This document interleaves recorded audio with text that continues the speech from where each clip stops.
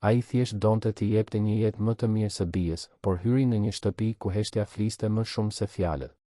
Puna e re dukej si shpëtim, derisa fatet e zbuluara gjatë udhëtimeve filluan ta friksonin. Në çdo ndalesë, sekrete të dhimbshme dilnin në dritë dhe ajo që ishte rutinë u kthye në një ritual zie. Tani, ai duhet të vendosë nëse do t'i ikë së shkuarës apo do të përballet me dhimbjen që është edhe e tija. Nëse kjo histori ju interesoj, mos harroni të abonoheni në kanal dhe na tregoni nga cili qytet po e ndiqni, duke vazhduar. Tirana zgjohej siç zgjohej gjithmonë, e zhurmshme, kaotike, indiferente. Rrugët e bllokuara formonin një lumë të pafund metali dhe tymi, dhe mes gjithë atij nxitimi, Artan Hoxha ecte ngadalë me peshën e botës mbi supe. 37 vjeç, me flokët që kishin nisur të thinjeshin para kohe, rrath të zinj poshtë syve që tradhtonin netët pa gjumë.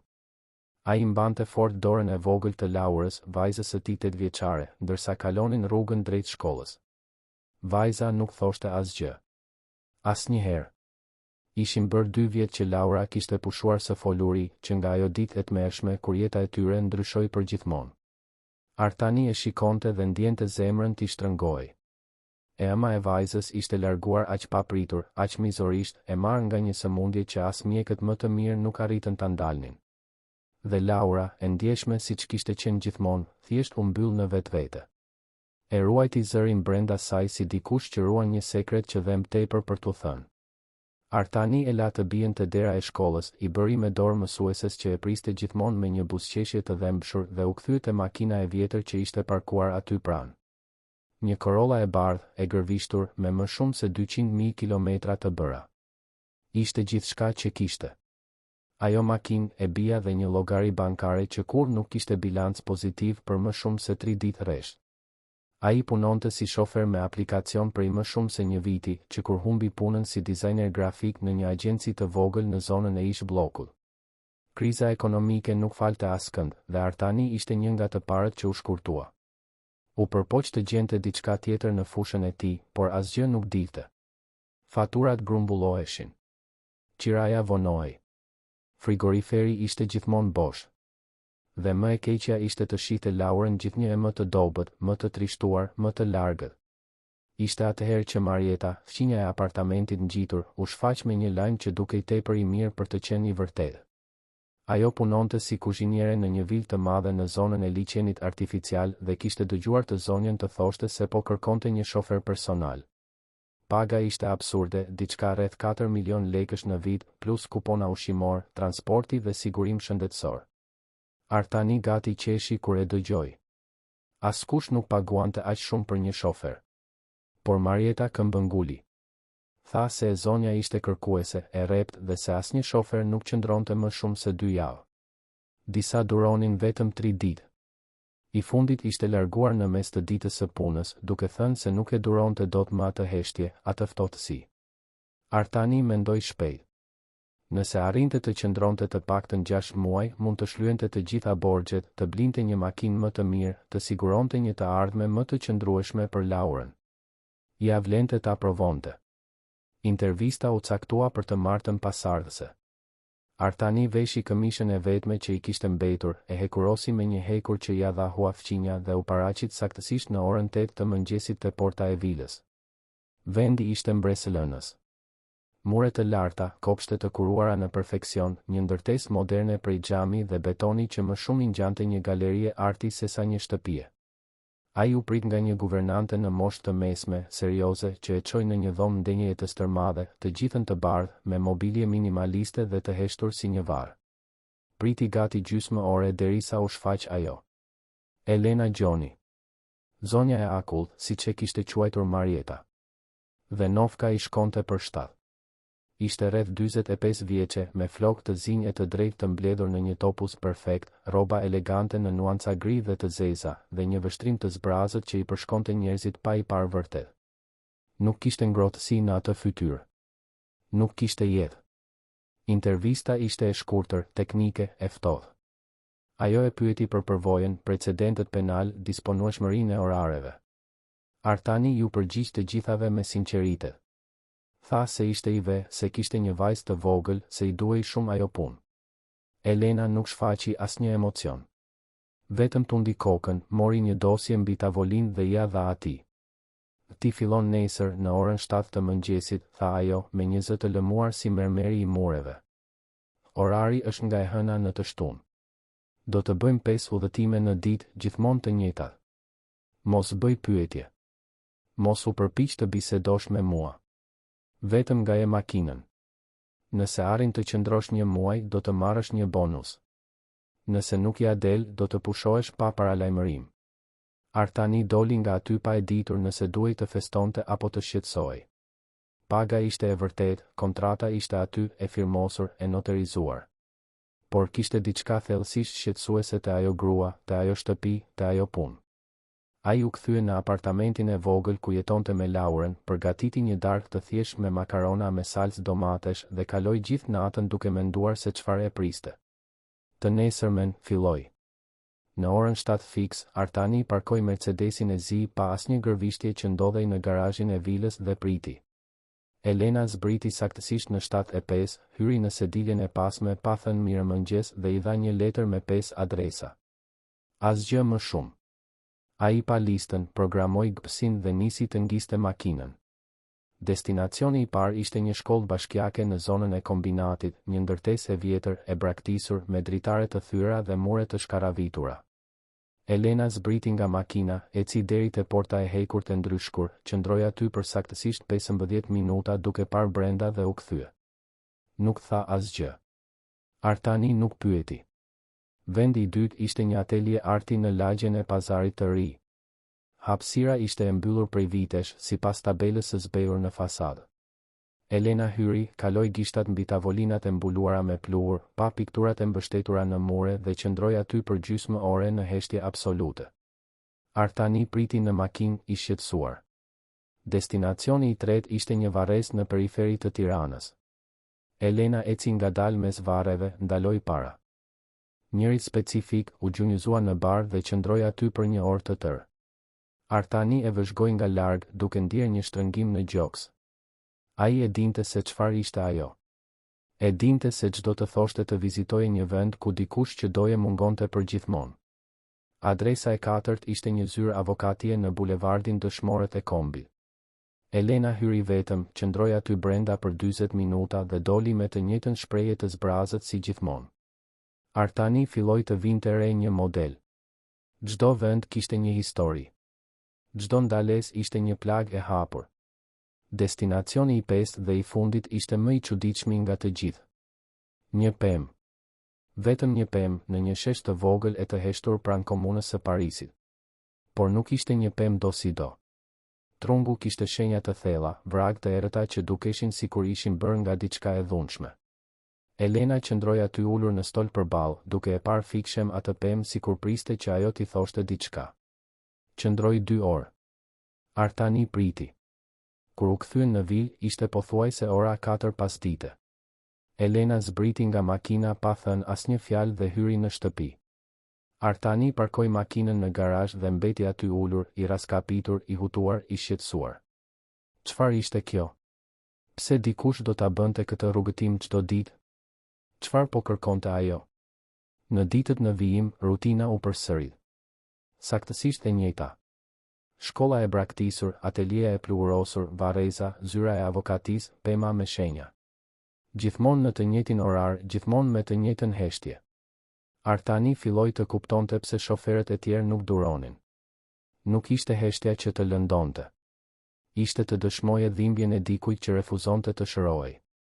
Por ai qëndroi. Qëndroi sepse i duheshin paratë.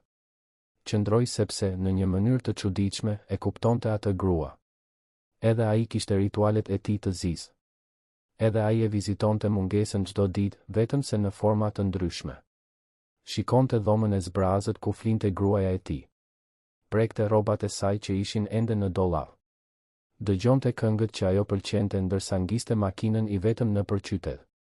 Dallimi ishte se Artani kishte Lauren. Dhe Laura kishte nevojë për të gjallë, të pranishëm, funksional. Ai nuk mund t'ia lejonte vetes luksin të ngrinte siç kishte ngrirë Elena. Por duke parë atë grua çdo ditë, Artani filloi të kishte frikë. Frikë se, nëse nuk tregonte kujdes, edhe ai do të kthehej në akull. Kaloi 1 javë. 2 javë. Artani vazhdoi. Paga i ra në llogari e vërtet e majme çliruese. Ai pagoi qiran e prapambetur, bleu ushqime të vërteta për Laurën, e çoi vajzën në një dyqan lodrash dhe e la të zgjidhte diçka. Laura zgjodhi lapsa me ngjyra. Një kuti të madhe me 120 ngjyra të ndryshme. Dhe atë natë, për herë të parë pas disa muajsh, Artani e pa të bien të buzëqeshte ndërsa vizatonte. Por buzëqeshja zgjati pak. Laura vazhdonte të mos fliste. Vazhdonte të vizatonte ato imazhe të errëta. Shtëpi pa dyer. Njerëz pa fytyra. Pemë pa gjethe. Artani ja çonte vizatimet psikologes, e cila thoshte se ishte normale, se ishte procesi i saj, se një ditë zëri do të kthehej. Por kur? Artani pyeste veten çdo natë. Kur? Ishte në javën e tretë që diçka ndryshoi. Elena, për herë të parë, e pa Artanin përmes pasqyrës së makinës dhe i bëri një pyetje. A ke fëmijë? Artani gati sa nuk e përplasi makinën nga habia. Po, u përgjigj duke u përpjekur ta mbante zërin të qëndrueshëm. Një vajzë. 8 vjeçe. Elena heshti për një çast të gjatë dhe pastaj tha diçka që e la Artanin pa fjalë. Edhe e imja 8 vjeçe ishte. Ishte. Koha e shkuar. Artani gëlltiti pështymën. Kuptoi gjithçka menjëherë. Shkollën. Atelien. Varrezën. Zyrën. Pemën. Gjithçka kishte kuptim tani, një kuptim të tmerrshëm dhe të trisht. Ajo grua por i bënte hapat e një vajze që nuk ishte më aty.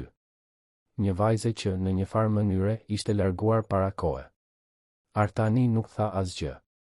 Vetëm vazhdoi të ngjiste makinën. Por diçka brenda tij ndryshoi në atë moment.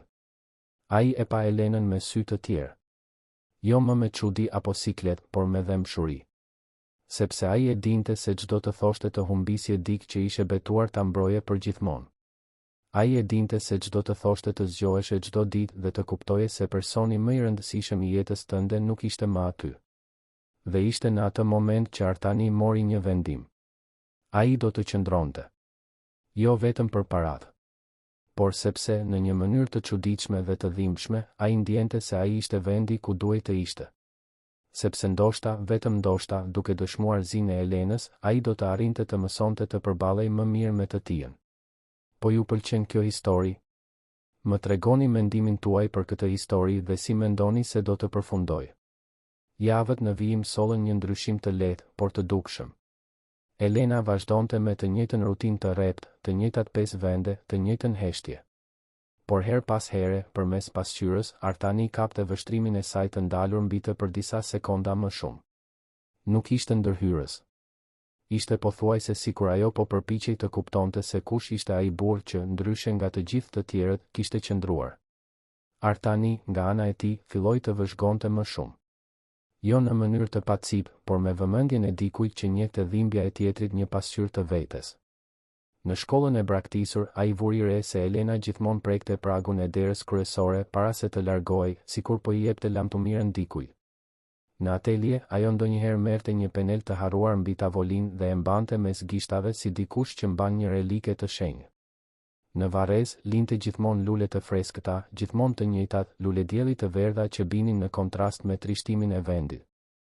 Në zyrën e avokatisë, Artani kur nuk e mori vesh se çfarë bënte ajo aty brenda, por vinte re se dilte gjithmonë më e dërmuar, sikur çdo vizitë rihapte një plag që nuk mbyllej kurrë. Dhe te pema me shenja, ai vend i çuditshëm dhe i heshtur, Elena qëndronte e palvizur, ndonjëherë për orë të tëra, vetëm duke parë. Artani filloi të kuptonte se ai nuk ishte thjesht një itinerar vizitash. Ishte një ritual pendese.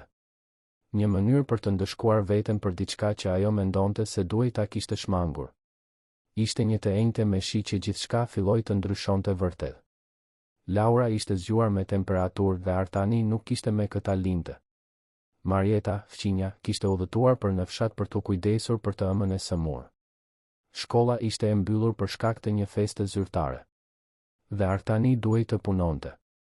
I duhej ajo punë më shumë se gjithçka në jetë.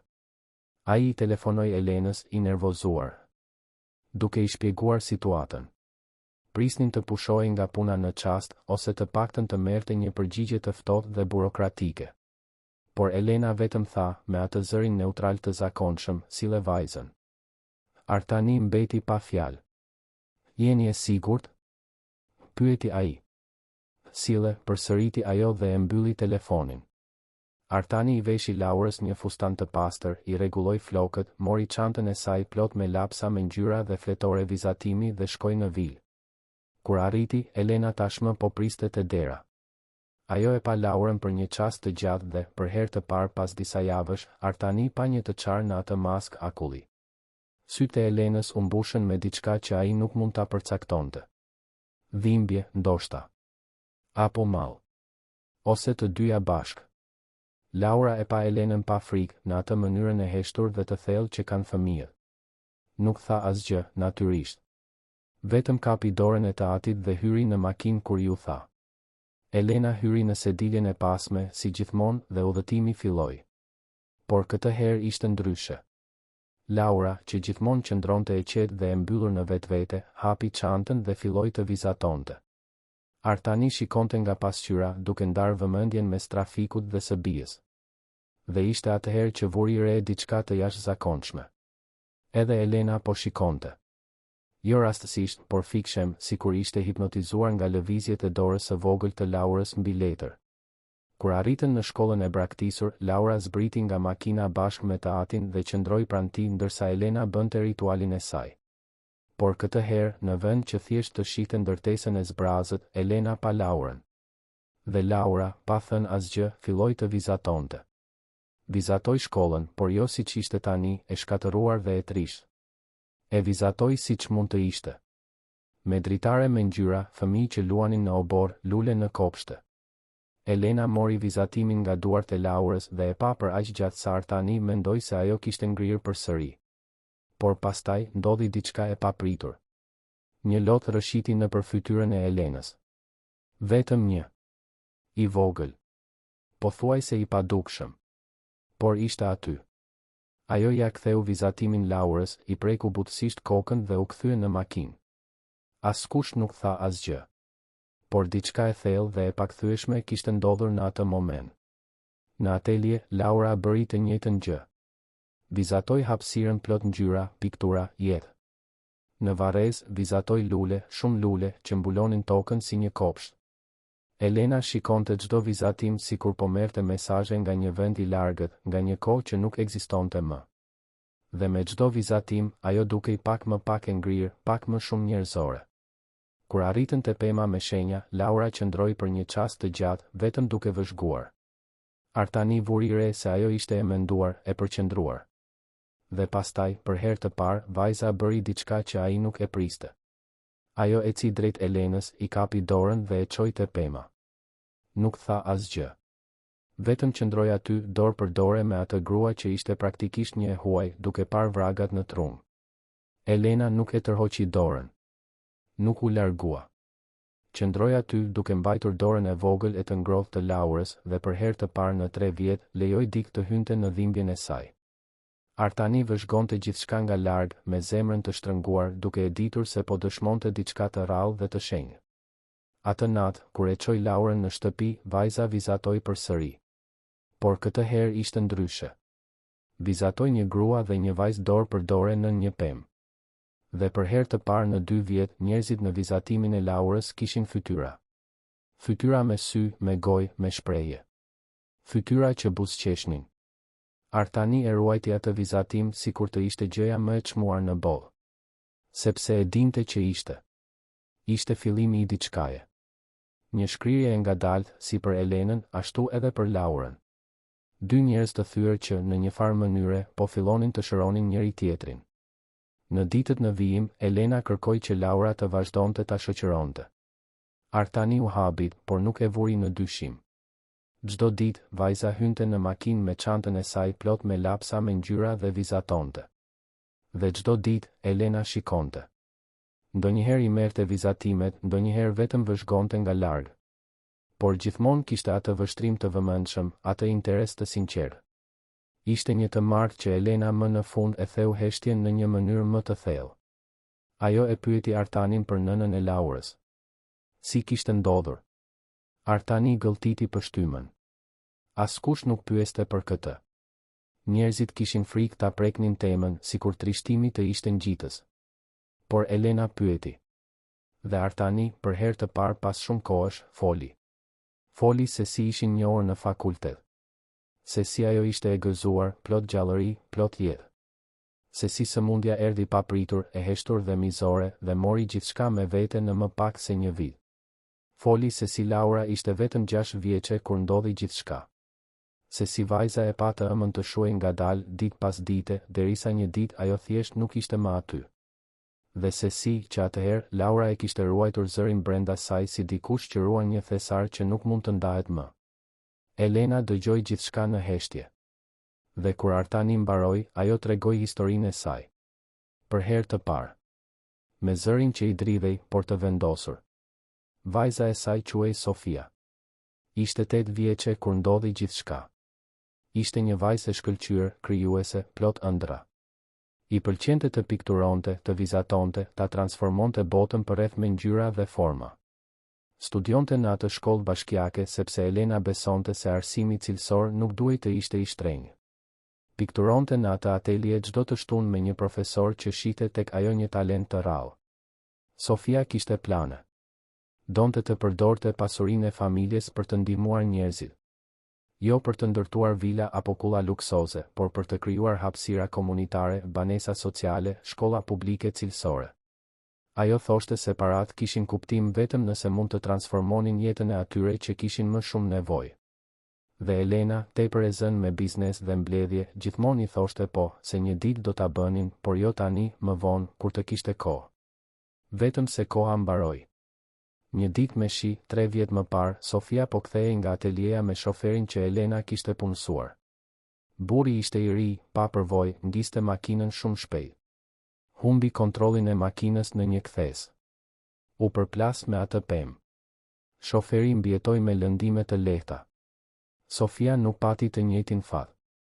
Zyra e avokatis ishte vendi ku Elena shkonte çdo javë për të rishikuar dokumentet e procesit gjyqësor që kishte ngritur kundër kompanisë së transportit. Jo për paratë, por sepse i duhej diçka për të fajsuar, diçka për të urryer, diçka për t'i dhënë kuptim asaj humbje absurde. Dhe udhëtimet e përditshme ishin mënyra e Elenës për t'u ndëshkuar, për të kujtuar, për të refuzuar të ecte përpara. Sepse të ecje përpara i dukej si një tradhti. I dukej sikur po thoshte se jeta e Sofis nuk kishte rëndësi. Se ajo mund të harrohej. Dhe Elena nuk mundej, nuk donte të harronte. Artani dëgjoi gjithçka me lot në sy. Kuptoi gjithçka. Shkolla e braktisur ishte vendi ku studionte Sofia dhe që u mbyll për mungesë fondesh. Ateljeja që u çaktivizua kur profesori u transferua në një qytet tjetër. Vareza ku ajo prehej. Zyra ku faji përpunohej ligjërisht. Dhe pema ku gjithçka mbaroi. Por ti nuk ke faj, tha Artani me zë të ngjirur. Ishte një aksident. Elena tundi kokën. Kam faj. Duhej të isha me të atë ditë. Duhej të kisha punësuar një shofer me më shumë përvojë. Duhej të kisha dëgjuar ëndrat e saj ndërsa ishte ende këtu. Duhej të kisha bërë kaq shumë gjëra që nuk i bëra. Artani nuk diti çfarë të thoshte. Sepse edhe ai mbante faje të ngjashme. Faj që nuk i kishte vënë re simptomat e gruas më herët. Faj që nuk kishte këmbëngulur më shumë që ajo të bënte analiza. Faj që nuk kishte qenë në gjendje ta shpëtonte. Faj që vazhdonte të jetonte ndërsa ajo jo. Por duke parë Laurën në sediljen e pasme, duke vizatuar përsëri, Artani kuptoi diçka. Fëmijët nuk mbajnë faj. Ata mbajnë dashuri. Dhe ndoshta kjo ishte ajo që Elena kishte nevojë të shite. Që dashuria nuk vdes me mungesën. Që ajo transformohet. Që ajo vazhdon. Dhe ndoshta, vetëm ndoshta, kjo ishte ajo që Laura po përpiqej të tregonte përmes atyre vizatimeve. Që edhe në vendet më të trishta, kishte ende hapësirë për ngjyra. Për jetë. Për shpresë. Dhe se ndonjëherë shërimi nuk vjen duke fshirë dhimbjen, por duke e transformuar atë në diçka që nderon atë që u largua. Elena pa vizatimet e Laurës të shpërndara në sediljen pranë saj. Secili prej tyre ishte një mesazh. Një orë midis së shkuarës dhe së ardhmes. Midis humbjes dhe mundësisë. Dhe për herë të parë në 3 vjet, Elena filloi të imagjinonte se ndoshta, vetëm ndoshta, kishte ende një rrugë kthimi drejt jetës. Ishte një të shtunë në mëngjes, gati 2 muaj pasi Artani kishte filluar të punonte për Elenën, që ndryshimi i parë i vërtet ndodhi. Elena i telefonoi më herët se zakonisht dhe i kërkoi të sillte Laurën. Por këtë herë nuk ishte për të bërë itinerarin e zakonshëm. Ishte për diçka ndryshe. Kur arritën në vilë, Elena po priste në dhomën e ndenjes, por nuk ishte vetëm. Pranë saj ishte një burr me kostum, elegant, me flokë të thinjur dhe një vështrim të butë. Artani e njohu vagël. Ishte Ilir Dervishi, avokati i zyrës që Elena vizitonte çdo javë. Artan, Laura, u luni ju lutem, tha Elena, me një zë që tingëllonte ndryshe. Më pak i ftohtë. Më njerëzor. Dua të bisedoj me ju për diçka të rëndësishme. Artani u ul në divanin e bardhë, duke tërhequr Laurën pranë vetes. Vajza, si gjithmonë, qëndroi në heshtje, por sytë e saj kureshtar vëzhgonin gjithçka me vëmendje. Elena mori frym thellë para se të fillonte të fliste. Ju e dini që Sofia kishte ëndra, filloi ajo, duke parë drejt për drejt Artanin. Ëndra të mëdha, bujare, transformuese. Ajo donte të përdorte burimet e familjes son për të ndërtuar diçka që kishte vërtet rëndësi. Shtëpi për ata që nuk kanë ku të banojnë. Shkolla për fëmijët që meritojnë arsim cilësor. Hapësira komunitare ku njerëzit mund të takohen, të mësojnë, të rriten së bashku. Ajo bëri një pauzë dhe Artani pa se sytë e saj po shkëlqenin. Jo nga trishtimi, por nga diçka e re. Vendosmëri, ndoshta. Apo qëllim.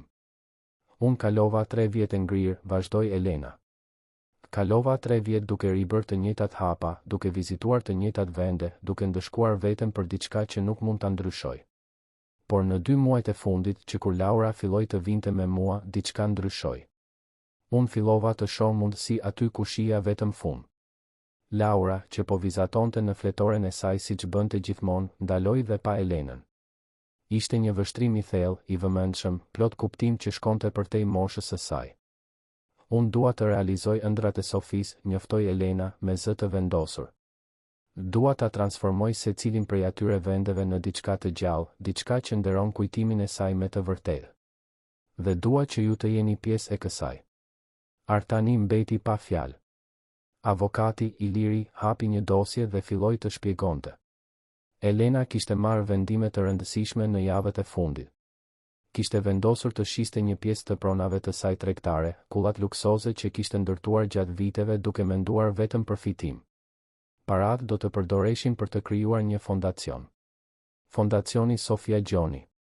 Gjysma e pasurisë së familjes do t'u destinohej projekteve sociale. Shkolla e braktisur do të rinovohej dhe do të transformohej në një qendër komunitare me bibliotekë, sallë arti, fushë sportive. Atelieja do të bëhej një shkollë arti falas për fëmijë dhe adoleshentë me të ardhura të ulta. Një pjesë e parave do të përdoreshin për të ndërtuar banesa sociale të denja me infrastrukturë cilësore. Dhe gjithçka do të bëhej me emrin e Sofis, në mënyrë që njerëzit ta dinin se ato hapësira ekzistonin, sepse një vajzë 8 vjeçare besonte se bota mund të ishte më e mirë. Por unë kam nevojë për ndihmë, tha Elena, duke parë drejt për drejt Artanin. Ti ke qenë dizajner grafik, apo jo? Iliri më tregoi. Kam nevojë për dikë që kupton nga krijimi, nga komunikimi, nga transformimi i ideve në realitet vizual. Dua që ti të jesh drejtori kreativ i fondacionit. Dua që ti të më ndihmosh t'u jap formë ëndrave të Sofis. Artani ndjeu botën t'i rrotulloi. Drejtor kreativ i një fondacioni, me burime të pakufizuara, duke bërë diçka që kishte vërtet rëndësi. Ishte gjithçka që ai kishte dashur gjithmonë, por kur nuk e kishte imagjinuar se ishte e mundur. Nuk di çfarë të them, murmuriti ai. Thuaj po, u përgjigj Elena, dhe për herë të parë në 2 muaj, Artani pa diçka që i ngjante një buzëqeshje në fytyrën e saj. E vogël, e ndrojtur, por e vërtetë. Artani pa Laurën, e cila po mbante vizatimin e saj më të fundit. Ishte një imazh i 2 grave. Një e rritur dhe një fëmijë. Dorë për dore. Të rrethuara nga lule. Dhe si për tyre, e shkruar me kaligrafinë e dridhur të një fëmije 8 vjeçar, ishte një fjalë. Shpresë. Ai e mori të bien në krah, e shtrëngoi fort pas gjoksit dhe tha po. Muajt në vijim ishin të një transformimi intensiv. Artani u zhyt në punë me një pasion që nuk e kishte ndier prej vitesh. Krijoi identitetin vizual të fondacionit, zhvilloi fushata komunikimi, koordinoi ekipe arkitektësh dhe dizajnerësh për të rinovuar hapësirat. Për herë të parë që kur humbi gruan, ai ndjeu se jeta e tij kishte përsëri një qëllim. Edhe Laura ndryshoi.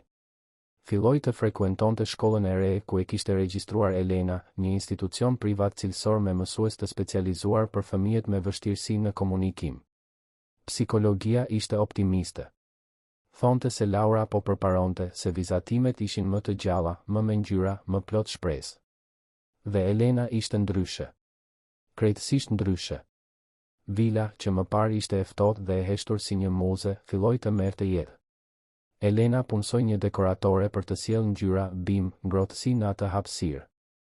Hapi perdet që qëndronin gjithmonë të mbyllura. E la dritën e diellit të hynte. Ajo gjithashtu filloi të priste njerëz. Iliri, avokati, vinte për darkë shpesh. Ishte gjithashtu i zbuloi Artani dhe kishte qenë mik i ngushtë i Sofis. Të dy bisedonin për orë të tëra për vajzën, për kujtimet që kishin për të, për sa e rëndësishme ishte të mbahej gjallë thelbi i asaj që ajo përfaqësonte. Por lidhja më e thellë ishte me Laurën.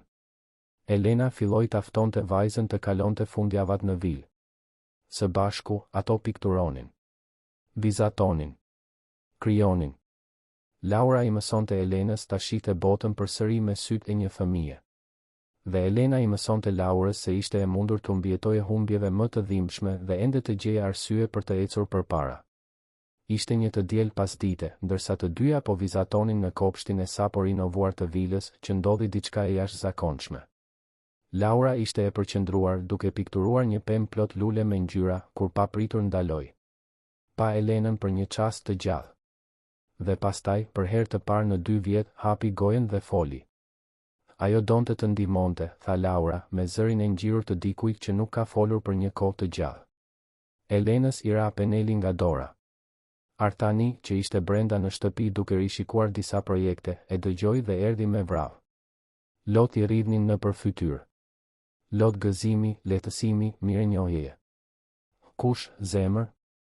Pyeti Elena butësisht, duke u gjunjëzuar para Laurës. Kush donte të ndihmonte?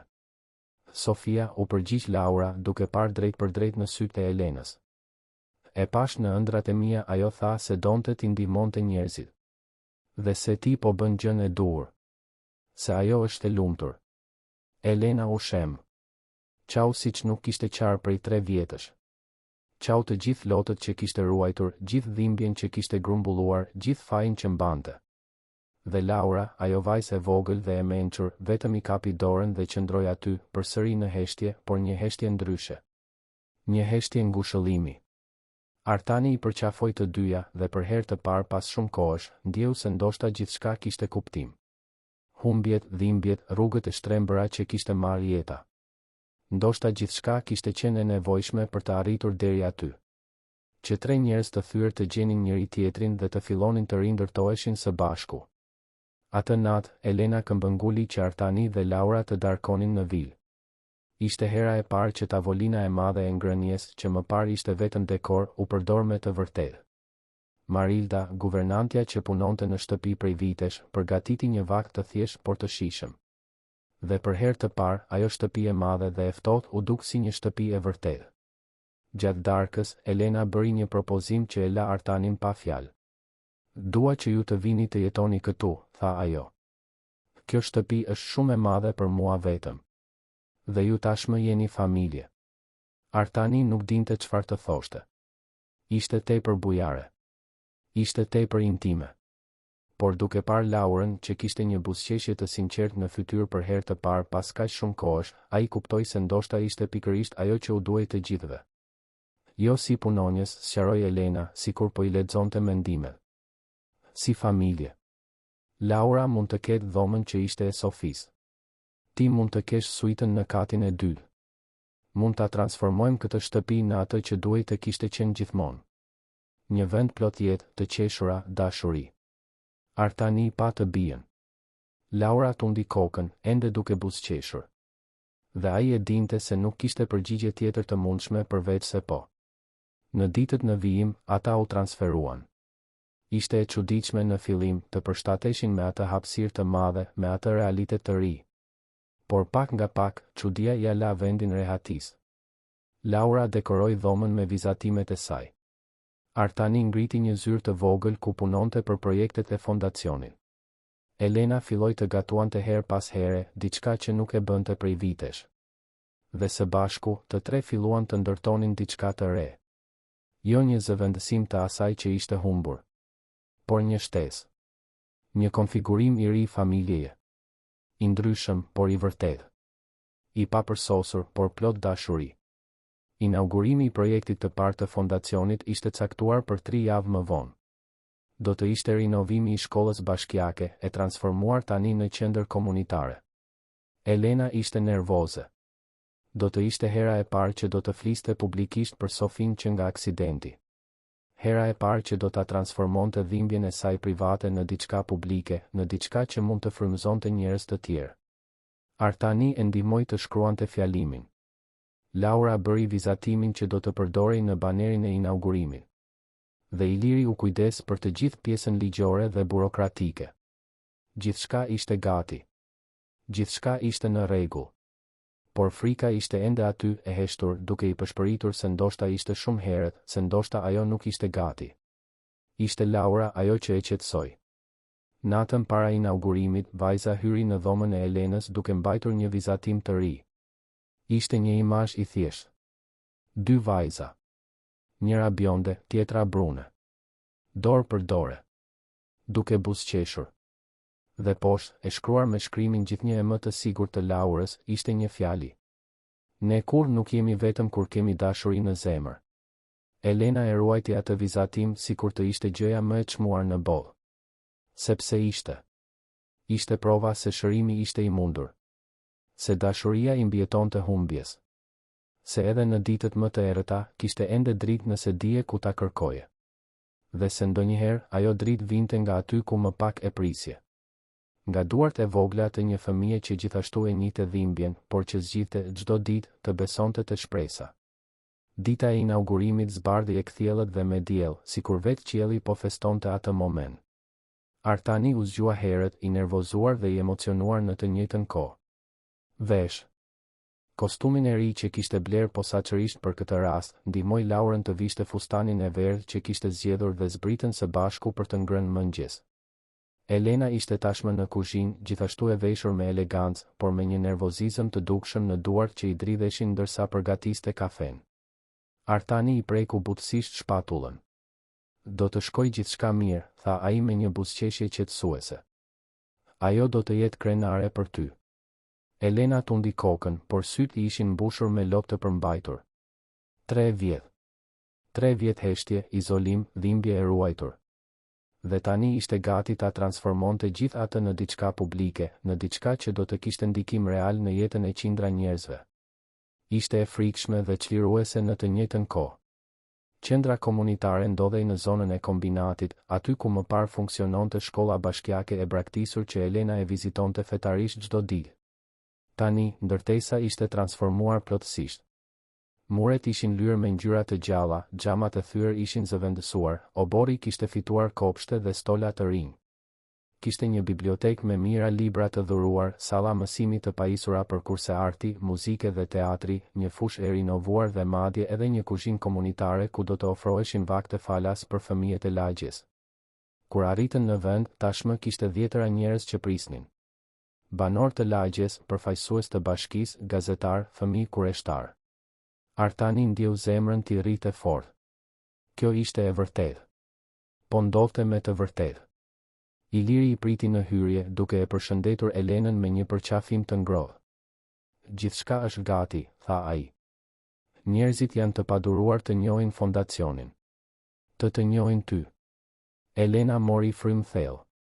Laura i kapi dorën dhe ai gjest i thjesht i dha guximin që i duhej.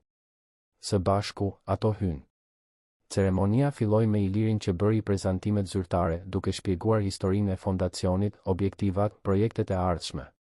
Por të gjithë po prisnin momentin kur Elena do të ngjitej në skenën e improvizuar që ishte ngritur në obor. Kur i erdhi radha, Elena eci ngadalë drejt mikrofonit. Pa Turmën, pastaj pa Laurën, e cila ishte ulur në rreshtin e parë pranë Artanit. Vajza buzëqeshi dhe i bëri me dorë, dhe kjo ishte e mjaftueshme. Emri im është Elena Gjoni, filloi ajo, me zërin që i dridhej por të vendosur. Dhe unë jam këtu sot për të folur për personin më të rëndësishëm që ka ekzistuar ndonjëherë në jetën time. Vajzën time, Sofin. Heshtja ishte absolute. Të gjithë sytë ishin ngulur tek ajo. Sofia ishte 8 vjeçe kur u largua, vazhdoi Elena, dhe për herë të parë arriti t'i thoshte ato fjalë në publik pa u shpërbërë plotësisht. Ajo ishte krijuese, inteligjente, bujare. I pëlqente të pikturonte, të mësonte, të ëndërronte. Dhe ëndra e saj më e madhe ishte të përdorte burimet e familjes son për të ndihmuar njerëzit. Ajo thoshte se parat kishin kuptim vetëm nëse mund të transformonin jetë. Elena bëri një pauzë, duke fshirë lotët që tani rridhnin lirshëm. Për 3 vjet, unë jetova e ngrirë. Jetova e blokuar në një cikël dhimbjeje dhe faji që dukej se nuk kishte fund. Mendoja se të ecja përpara do të ishte tradhti ndaj kujtimit të saj. Se të harroja, qoftë edhe për një moment, do të ishte si të thoja se ajo nuk kishte rëndësi. Por e kisha gabim. Ajo pa drejt për drejt Laurën. Një vajzë shumë e veçantë më mësoi diçka themelore. Më mësoi se dashuria nuk vdes. Se ajo transformohet.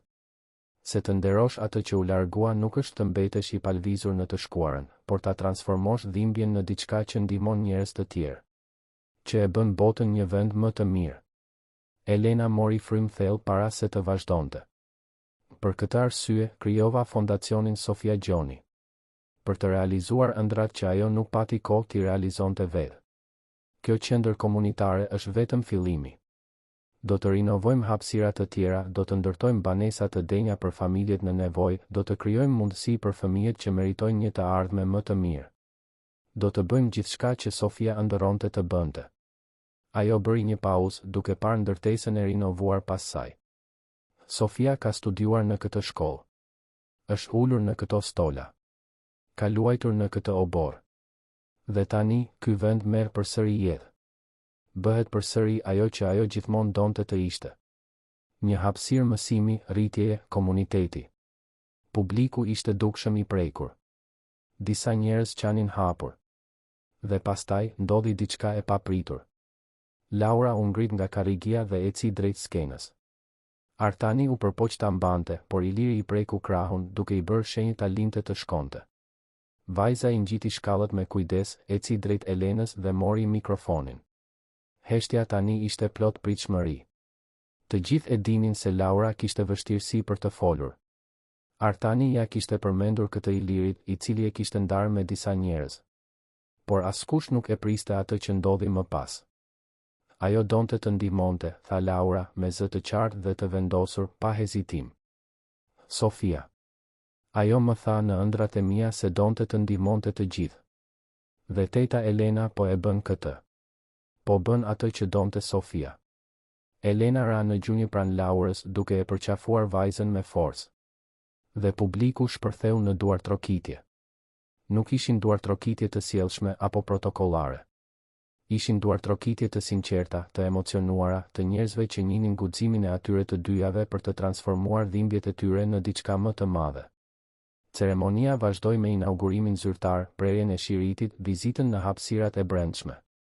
Fëmijët e lagjes hynë me vrap, kureshtar, të entuziazmuar me bibliotekën e re, me dhomat plot ngjyra, me materialet e artit në dispozicion. Prindërit falënderonin me lot në sy. Mësues vullnetar paraqiteshin për të ndihmuar. Ishte jetë që pulsonte aty ku më parë kishte vetëm braktisje. Atë pas dite, pasi shumica e njerëzve ishin larguar, Elena, Artani dhe Laura qëndruan në kopshtin e qendrës komunitare.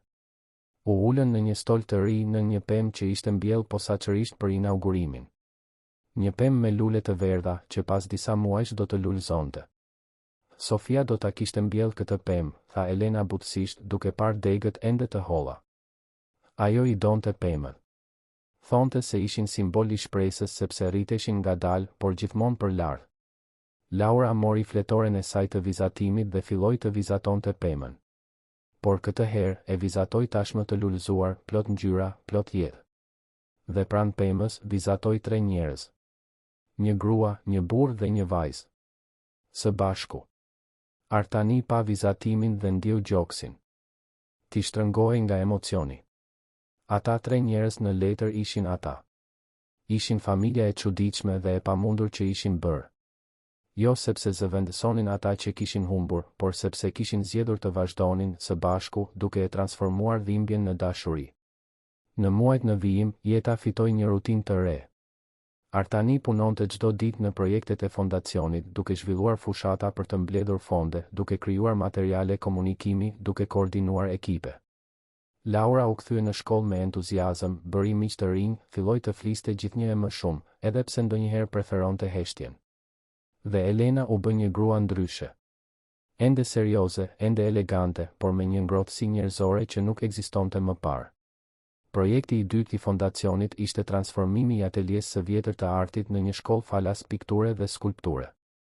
I treti ishte ndërtimi I një kompleksi banimi social me infrastrukturë cilësore. Dhe pak nga pak, emri I Sofia Gjonit filloi të njihej jo si vajza që u largua shumë herët, por si frymëzimi pas një transformimi social real. Elena ndaloi së vizituari 5 vendet çdo ditë. Jo sepse kishte harruar, por sepse mësoi se të nderoje kujtimin e Sofis nuk ishte të mbeteshe e bllokuar në të shkuarën, por të ndërtoje të ardhmen që ajo do të kishte dashur. Artani zbuloi se ishte e mundur të dashuroje përsëri. Jo në të njëjtën mënyrë, jo me të njëjtin intensitet siç kishte dashur gruan e tij, por në një mënyrë të re, të butë, që rritej ngadalë si rënjët e një peme. Ai dhe mësuesja e Laurës, Klara, filluan të takoheshin për kafe. Asgjë serioze ende, asgjë e nxituar. Vetëm mundësia që ndoshta, një ditë, zemra mund të hapej përsëri. Dhe Laura lulëzoi. Filloi të fliste me natyrshmëri, të buzëqeshte, të ishte përsëri fëmijë. Por kur nuk e humbi atë mençuri të lashtë që dhimbja e parakohshme I kishte sjell. Ajo kuptonte gjëra që fëmijët e tjerë nuk I kuptonin. Kuptoi se jeta ishte e brishtë, se dashuria ishte e çmuar, se çdo moment kishte rëndësi. Një vit pas inaugurimit të qendrës së parë komunitare, Fondacioni Sofia Gjoni tashmë kishte transformuar jetën e më shumë se 1000 familjeve. Kishte 5 qendra komunitare në funksionim, 3 komplekse banimi të ndërtuara dhe 10 projekte sociale në zhvillim e sipër. Në festën e 1 vjetorit të fondacionit, Elena bëri një njoftim të rëndësishëm. Po dhuronte vilën pranë liçenit artificial për t'u bërë selia zyrtare e fondacionit. Ajo, Artani dhe Laura do të transferoheshin në një shtëpi më të vogël, më komode, më të përshtatshme për familjen që ishin bërë. Jeta nuk e fshin dhimbjen, tha Elena në fjalimin e saj atë natë. Nuk e bën të zhduket mallin. Nuk I zëvendëson ata që kemi humbur. Por jeta ofron mundësinë për ta transformuar këtë dhimbje në diçka që ka rëndësi. Për të bërë që ata që u larguan të vazhdojnë të jetojnë përmes veprimeve që frymëzuan. Ajo pa Laurën, e cila ishte pranë saj duke mbajtur një buqet me lule dielli të verdha. Dhe ndonjëherë, vazhdoi ajo, jeta na ofron dorën e duhur në kohën e duhur. Një dorë të vogël, të një fëmije që gjithashtu e njeh dhimbjen. Që gjithashtu e di se çdo të thotë të humbasësh. Por që zgjedh çdo ditë të besoj se ende ja vlen të lulëzosh. Publiku duar trokiti. Por momenti më I rëndësishëm nuk po ndodhte në skenë. Po ndodhte në kopshtin anësor, ku Artani dhe Laura po mbillnin së bashku një pemë të re. Një pemë me lule të verdha, që pas disa muajsh do të lulëzonte. Që pas disa vitesh do të ishte e fortë. Që pas disa dekadash do të ishte madhështore, duke u dhënë hije dhe lule brezave të ardhshëm. Elena I u bashkua atyre. Të tre qëndruan aty në heshtje, duke parë pemën e vogël që kishte ende gjithçka përpara. Dhe Artani mendoi se ndoshta jeta ishte pikërisht kjo. Një mbjellje e vazhdueshme shprese. Një zgjedhje e përditshme për të besuar se, edhe pas stuhive më të dhunshme, është ende e mundur të lulëzosh. Laura kapi dorën e Elenës me njërin dorë dhe dorën e të atit me tjetrën. Dhe aty, në atë kopsht të heshtur, nën qiellin me yje të Tiranës, 3 njerëz që jeta I kishte thyer zgjodhen të vazhdonin. Së bashku. Të transformuar. të gjallë. Sepse ndonjëherë është në momentin e dëshpërimit më të madh që jeta na ofron dorën e dur. Jo gjithmonë për të na shpëtuar, por për të na kujtuar se, me gjithë dhimbjet, ne ende mund të lulëzojmë. Fundi i historisë të dashur dëgjues, shpresojmë që historia e Elenës, Artanit dhe Laurës t'ju ketë prekur thellë në zemër. Nëse u emocionuat me këtë udhëtim dhimbjeje, te kalimi dhe rinisjeje, lini një pëlqim, abohuni në kanal dhe na tregoni në komente se cili moment ju preku më shumë. A u identifikuat me ndonjë nga personazhet? Si përballoni ju humbjet dhe rinisjet e jetës? Çdo ditë, ne sjellim histori intensive si kjo, që zbulojnë anën më të thellë të shpirtit njerëzor, që na bëjnë të reflektojmë mbi rrugët tona dhe na kujtojnë se kur nuk jemi vetëm në betejat tona. Ju presim në episodin e ardhshëm me një histori të re që do t'ju prekë shpirtin.